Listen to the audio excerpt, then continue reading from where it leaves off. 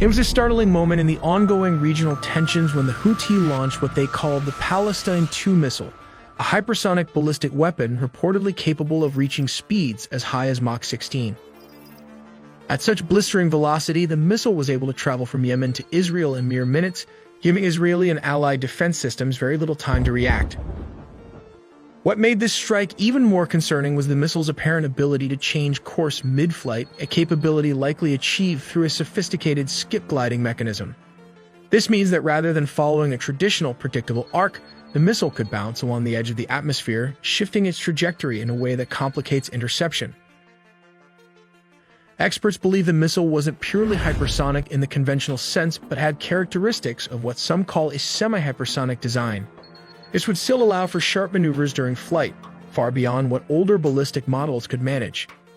These kinds of mid-air changes wreak havoc on systems like Israel's Arrow 3 and the US-developed THAAD, which are built to predict and intercept based on expected flight paths. Additionally, there's speculation that the missile may have taken a lower-than-usual flight route, potentially slipping under the radar coverage that usually defends against high-altitude threats. This is the Houthi Palestine II. It was used for the first time based on Iran's advanced missile systems. Inside this missile is a hypersonic glide vehicle, which detaches and allows the missile to maneuver and glide at speeds between Mach 5 and 16.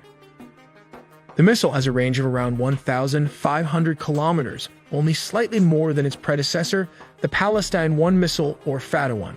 What sets it apart from other ballistic missiles is its ability to accelerate outside the Earth's atmosphere, while its aerodynamic control surfaces enable steering to evade the famous Arrow missile's defense system made by Israel. The combination of extreme speed, sudden course changes, and possible stealth capabilities revealed a major vulnerability, even in one of the most heavily defended airspaces in the world. What this incident really drives home is that non-state actors are now gaining access to highly advanced weaponry that was once thought to be the domain of major powers.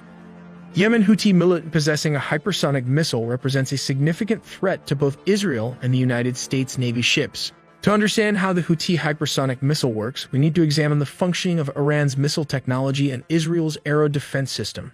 Now let's take a look how the Israeli defense system works. The Israeli defense system consists of 3 tiers.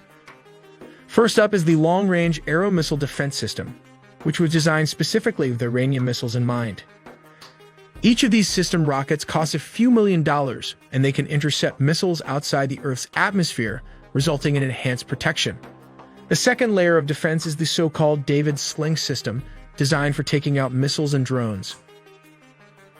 Finally, the Iron Dome stops most short-range rocket attacks in Israel. Let's take a look at why the Iron Dome failed to intercept the Iranian ballistic missiles.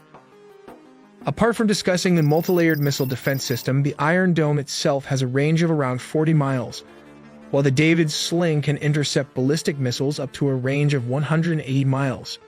The top-tier Arrow anti-ballistic missile systems can target threats up to 1,500 miles away. According to reports, 180 ballistic missiles, which are possibly hypersonic as claimed by the Iranian Revolutionary Guard, were launched. Although the Arrow missile defense system successfully intercepted many missiles before they reached Israel, many still got through.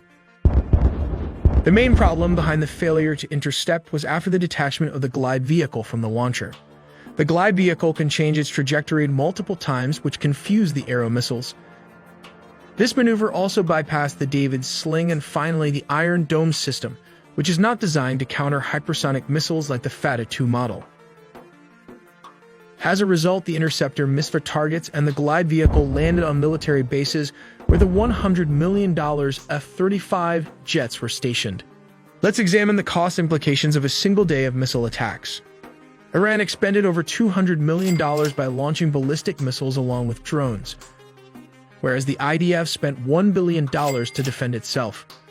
This includes the Arrow missile, which costs around $2.5 million. The David Sling costs around $1 million to produce, while the Iron Dome costs around $20,000 to $100,000 for a single missile, depending on inflation. By contrast, Iranian ballistic missiles cost around $200,000 each, and its drones only $20,000 to $50,000 each. آنچه در مورد ما میگویند